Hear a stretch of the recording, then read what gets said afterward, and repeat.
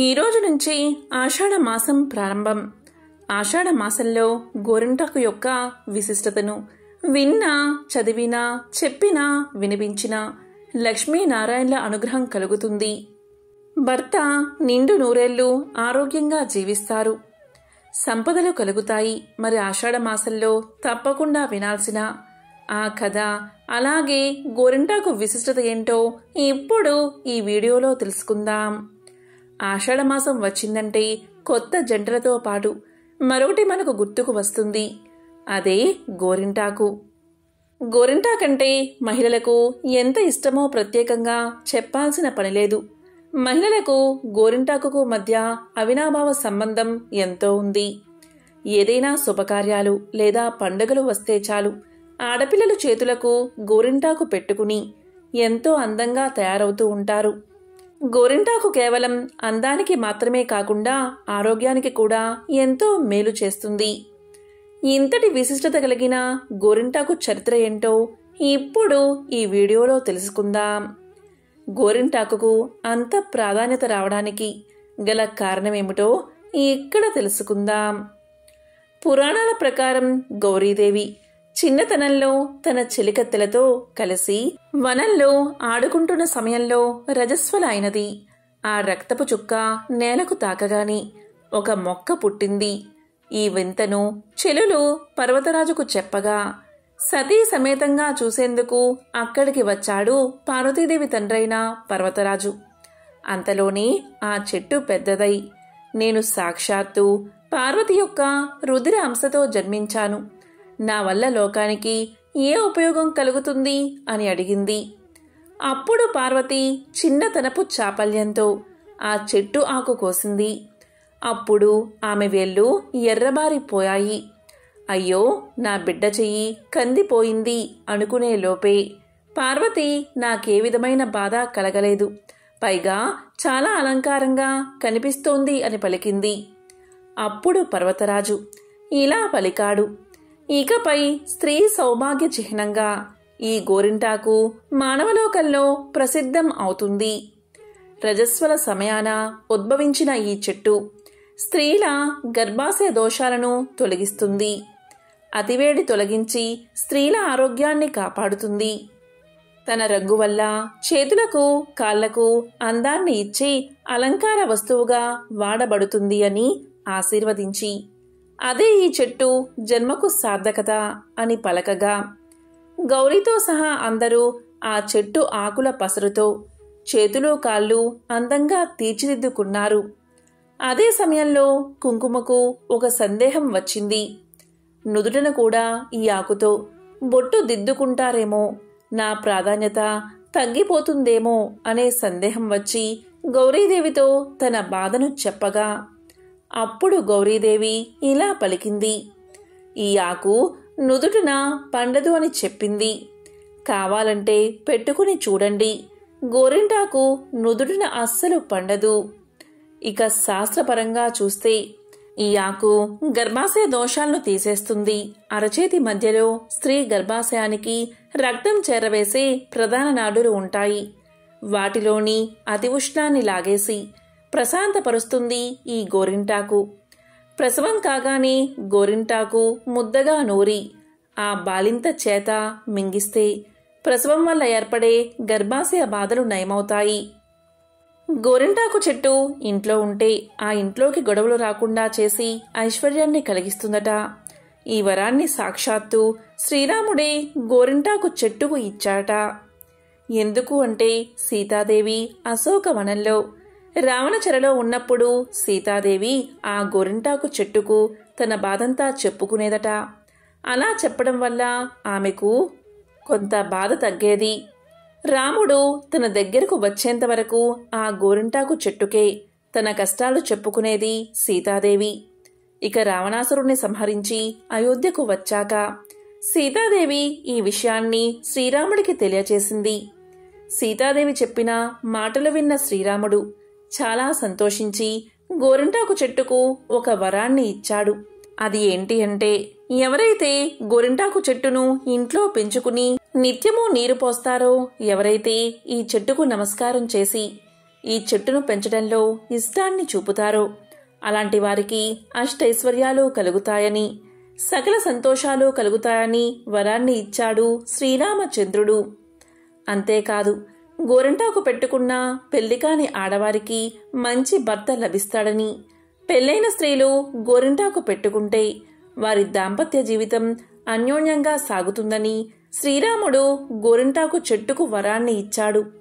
అందుకే గోరింటాకు చెట్టును ఇంట్లో నాటి నీరు పోసి పెంచుకోవాలని మన పెద్దల మాట.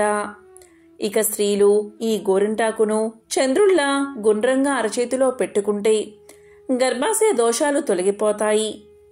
ఇక గోరింటాకు పెట్టుకున్నాక ఎవరి చెయ్యి అయితే ఎర్రగా పండుతుందో వారు ఆరోగ్యవంతులని, పెళ్లి కాని ఆడవారికి ఎర్రగా పండితే ఆమెను బాగా ప్రేమించే అందమైన భర్త వస్తాడని చెప్తూ ఉంటారు. ఈ గోరింటాకు పెట్టుకోవడం వల్ల భార్యాభర్తల మధ్య ఆకర్షణ కూడా పెరుగుతుంది. వారి మధ్య కలకాలం ప్రేమ ఉంటుంది. ఇక ఆడవారైనా మగవారైనా గోరింటాకును అరచేతిలో పెట్టుకుంటే ఒంట్లో వేడిని తీసేసి చల్లదనాన్ని కలిగిస్తుంది, ఒంటికి ఆరోగ్యాన్ని ప్రసాదిస్తుంది. కాబట్టి గోరింటాకును పెట్టుకోవడం వల్ల ఒంట్లో వేడి తగ్గుతుంది. అంతేకాదు, వ్యాధి నిరోధక శక్తి పెరుగుతుంది, రక్త ప్రసరణ సక్రమంగా జరిగేలా చేస్తుంది. మన పెద్దలు చెప్పే ఆచారాల వెనుక ఖచ్చితంగా ఒక ఆరోగ్య ప్రయోజనం ఉంటుంది. కాబట్టి గోరింటాకును ఆడవారే కాదు మగవారు కూడా పెట్టుకోవడం చాలా మంచిది. గోరింటాకులోని అద్భుత ఔషధ గుణాలు మీ శరీరంలోకి చేరి ఎన్నో ప్రయోజనాలు కలిగిస్తాయి, చల్లదనాన్ని కలిగిస్తుంది. ఇక భర్తకు గోరింటాకుకు గల అనుబంధం గురించి చెప్పాలంటే, స్త్రీలోని హార్మోన్ల పనితీరు చక్కగా ఉన్నందువల్ల దేహం కూడా చక్కగా సున్నితంగా అందంగా ఉంటుంది. అలా లేతగా ఉన్న చేతులకు పెట్టుకున్న గోరింటాకు మరింత అందంగా పండి కనిపిస్తుంది. ఈ పండడం అనేది ఆ మగువ ఆరోగ్యాన్ని సూచిస్తుంది. ఆరోగ్యమే మహాభాగ్యం కదా. అందంగా ఉన్న అమ్మాయికి చక్కని భర్త వస్తాడు. ఆరోగ్యకరమైన దాంపత్యానికి కారణం అయిన భార్యను ప్రేమిస్తాడు. నిజానికి ఈ గోరింటాకు సంవత్సరం పొడవునా మనకు దొరుకుతుంది. కానీ వేరే అప్పుడు పెట్టుకునేదానికి ఈ ఆషాఢ మాసంలో పెట్టుకునేదానికి ఎంతో తేడా ఉంటుంది. కొత్త పెళ్లి కూతురు ఈ ఆషాఢ మాసంలో అత్తవారింట్లో ఉండకుండా పుట్టింటికి వెళ్తుంది. ఆమె పుట్టింట్లో ఉన్నప్పుడు చేతులకు గోరింటాకు పెట్టుకుని ఎర్రగా పండిన చేతులు చూసుకుని భర్తను గుర్తు చేసుకుని మురిసిపోతుంది. చేతుల్లో గోరింటాకు ఎంత ఎర్రగా పండితే అంత మంచి భర్త లభిస్తాడు, అంత ఎక్కువగా ప్రేమిస్తాడు అన్న నానుడి కూడా ఉంది. ఇక శాస్త్రీయంగా మరొక విషయం ఏంటి అంటే, ఆషాఢమాసం వర్షాకాలం. ఈ కాలంలో తడుస్తూ ఉండడం వల్ల కాళ్ళ పగుళ్ళు, చర్మవ్యాధులు వస్తాయి. వీటి బారి నుంచి తప్పించుకోవడానికి కూడా గోరింటాకు పెట్టుకుంటారు. గోరింటాకు వల్ల ఇన్ఫెక్షన్స్ రాకుండా ఉంటాయి, శరీరంలో అతివృష్ణం రాకుండా కాపాడుతుంది. అంతేకాదు, ఇంతటి అద్భుతమైన ఆరోగ్యకరమైన మన గోరింటాకును ఈ రోజుల్లో హెన్నాలాగా కోనలో పెడుతున్నారు. కానీ అలాగే కాకుండా మన పెద్దలు చేసినట్లు చెట్లకు దొరుకుతున్న ఆకులే తీసుకుని వాళ్ళు చెప్పినట్లు నూరుకుని పెట్టుకుంటే ఆ ఔషధ గుణాలు మనకు 100కి 100 పాళ్ళు లభిస్తాయి. ఇక గోరింటాకు యొక్క ఆరోగ్య ప్రయోజనాలు తెలుసుకుందాం. అరికాళ్ళు మంటగా ఉన్నప్పుడు గోరింటాకు రాయడం వల్ల ఉపశమనం లభిస్తుంది. కీళ్ళ నొప్పులు ఎక్కువగా ఉన్నప్పుడు నొప్పి కలిగే చోట గోరింటాకును రాయడం వల్ల ఉపశమనం లభిస్తుంది. ఇవే కాదు, గోరు పుచ్చిపోయినా ఇన్ఫెక్షన్ సోకకుండా ఉండడానికి గోరింటాకు ముద్దను పెట్టుకుంటే మంచి ఫలితం ఉంటుంది. ఈ గోరింటాకు యొక్క బెరడు, విత్తనాలు జ్వరాన్ని తగ్గించేందుకు ఉపయోగపడతాయి. అలాగే దీని విత్తనాలు విరోచనాలను తగ్గించే శక్తి కూడా ఉందట. శరీరంలో అధిక వేడి ఉన్నవారు ఈ గోరింటాకు ముద్దను తినడం వల్ల సమస్య తగ్గుతుంది. తలనొప్పి ఎక్కువగా బాధిస్తే ఈ గోరింటాకును మాడుకు పట్టించడం వల్ల ఉపశమనం లభిస్తుంది. అలాగే తెల్లబడిన వెంట్రుకలకు వారానికి ఒకసారి ఈ గోరింటాకు పెట్టడం వల్ల క్రమంగా శాశ్వత నలుపు చేకూరుతుంది. గోరింటాకును చేతులకు పెట్టుకున్నప్పుడు నరాలపై కలిగించే శీతలీకరణ ప్రభావం ద్వారా శరీరాన్ని విశ్రాంతి తీసుకోవడానికి సహాయపడుతుంది. తద్వారా ఆంథ్రైటిస్ లక్షణాల వల్ల వచ్చే మంటలు తగ్గుతాయి. గోరింటాకు నమలడం వల్ల చిగుళ్ల వ్యాధి తగ్గుతుంది. అలాగే నోటిపూతకు చికిత్స చేస్తుంది. గోరింటాకు బెరడు లేదా ఆకులను నీటిలో నానబెట్టి ఆపై ద్రావణాన్ని తీసుకోవడం వల్ల కాలేయం ఆరోగ్యంగా ఉంటుంది. గోరింటాకు గుండె ఆరోగ్యానికి ఉపయోగపడుతుంది.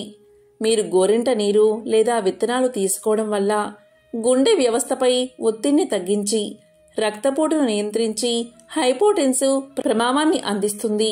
ఇది గుండె ధమనుల్లో పలకం మరియు ప్లేట్లెట్లు ఏర్పడకుండా నిరోధించడానికి, గుండెపోటు స్ట్రోక్లను నివారించడంలో సహాయపడుతుంది. గోరు పుచ్చిపోతూ ఉంటే తరచుగా గోరింటాకు నూరి పెట్టుకుంటే అది తగ్గిపోతుంది. గోళ్ళు మామూలుగా మారతాయి. అరికాళ్ళు మంట పెడుతుంటే గోరింటాకును మెత్తగా నూరి అరికాళ్లకు మందంగా రాస్తే అరికాళ్ల మంట తగ్గుతుంది. సెగ్గడ్డలు వచ్చి ఎంతకు పగలకుండా ఉన్నప్పుడు విపరీతమైన నొప్పి వస్తుంది. ఈ సమయంలో గోరింటాకు మెత్తగా నూరి సెగ్గడ్డలపైన వేస్తే సెగ్గడ్డలు పగిలి చీము బయటకు వచ్చి నొప్పి తగ్గుతుంది. పుండు కూడా త్వరగా మానుతుంది. కాళ్ళు చేతులు మంట పెడుతూ ఉంటే గోరింటాకు రసంలో పులిసిన బియ్యపు కడుగు 4 రెట్లు వేసి కలిపి మంట ఉన్న ప్రాంతంలో రాస్తే తగ్గుతుంది. గోరింటాకును బాగా నూరి యోని రంధ్రానికి ప్రతి పూట రాస్తూ ఉంటే తెల్ల కుస్మ వ్యాధి 2 రోజుల్లో తగ్గుతుంది.